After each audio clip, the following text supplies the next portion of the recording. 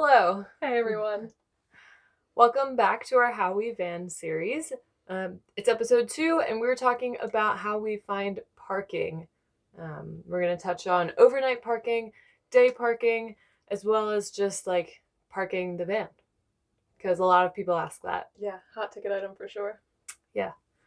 This is the wet spot. Shall we? Yes, let's do it.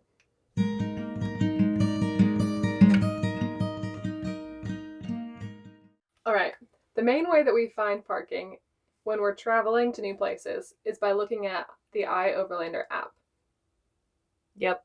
That thing is clutch. Yeah, so the iOverlander app is really, really crucial for when we're kind of on the road traveling, meaning when we're not stationed in one place, scooting around, but when we're going in between destinations. It has things like Walmarts, Cracker Barrels, boat ramps, parks, rest stops, some street parkings listed on there, but not too much. But yeah, it's been really awesome because for instance, when we drove from Miami to Texas, we would just get in the car and drive. And, when I'm starting to feel it and be like, all right, I'm done, then we would look on iOverlander and Jess would pull up and say, hey, there's a Walmart 15 minutes from here. There's a Cracker Barrel 45 minutes from here. And we could just you could see all of your options before you and choose what you're most comfortable with. Yeah, and then just gauge how much further you want to go and park it.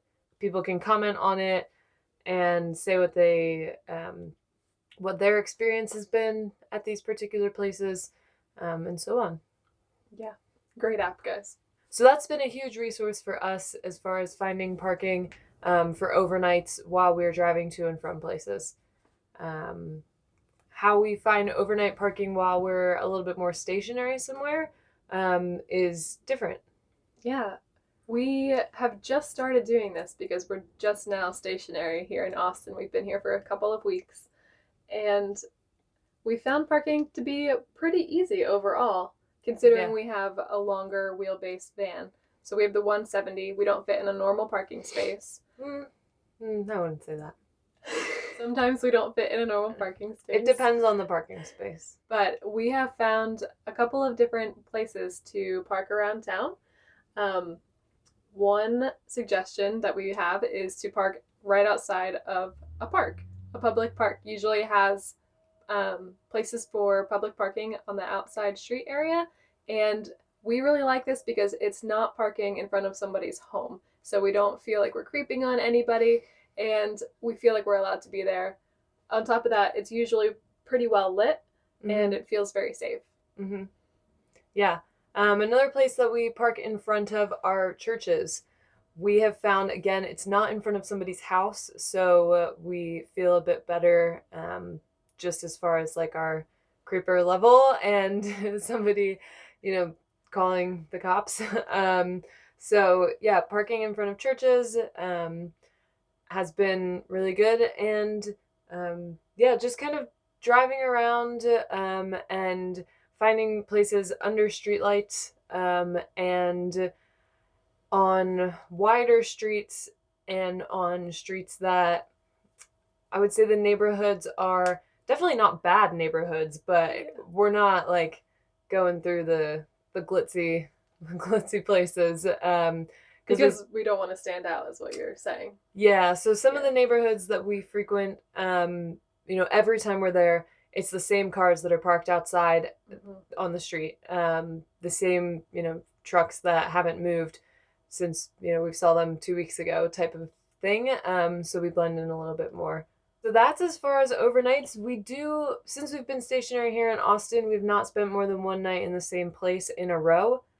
We have about 5 or 6 different spots that we just kind of rotate around.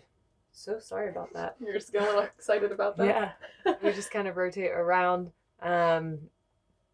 So that's what we do for overnight. It's been working really well so far. Yeah, we had no issues. Yeah. No issues. Another thing, though, with overnight parking is that we don't necessarily advertise that we sleep in here.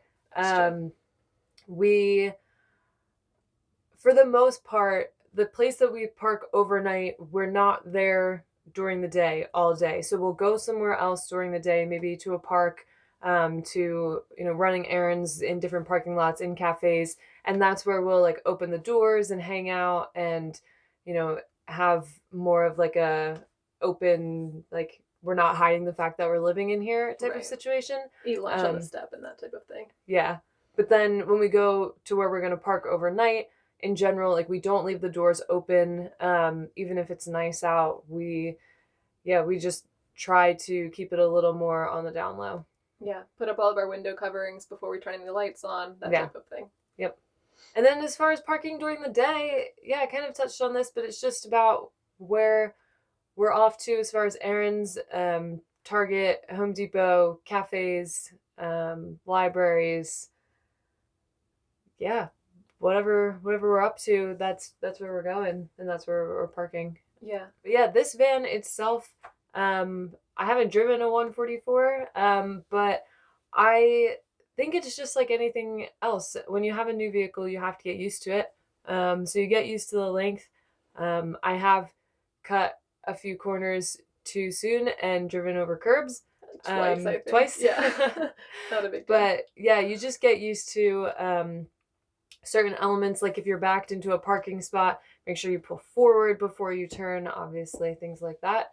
But the van itself, clearly it doesn't fit into a typical parking space if you have to parallel park it. But if you find a parking space where you can back in, and you can back your back wheels all the way up to the curb, then you fit, no problem. So you have to have enough room behind you, both in length and in height, because sometimes we'll park in a parking lot and think, oh, I can back in there and get out of the way, but then like the bumper will like hit a hill or something, or a dirt mound, or a rose or bush, a tree. Yeah. So gotta watch out for that. It does have a backup cam, which is absolutely critical. I would not be able to drive it without one. Well, I could, but Jess would have to get out every time we wanted to park somewhere. Yeah. But other than that, it fits, width-wise in a normal parking space. As long as, if we're in like the Target parking lot or something, I just go to the to the far away section, not the back, because it's not the back of the store, but it's like the far away parking, Yeah. And then you just like pull through 2 spots. Yeah. And it's no big deal. Yeah, but if anybody has any questions about how we park the van, where we're parking, those types of things, obviously just drop them below, and we will answer them the best we can. If you're interested in a little bit more specific detail about exactly where we have parked the van, check out our roadmap. That's our blog posts on Caravan. They have those details as far as past cities that we've visited, some general areas where we have parked that have worked out really well for us. Anything else? I think that's all. All right. Peace out. Till next time. Thanks for watching, guys. Bye. Bye.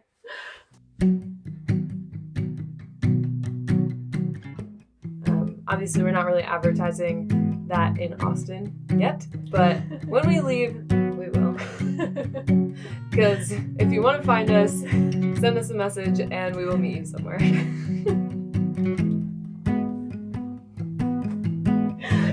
Anything else? I think that's all. All right.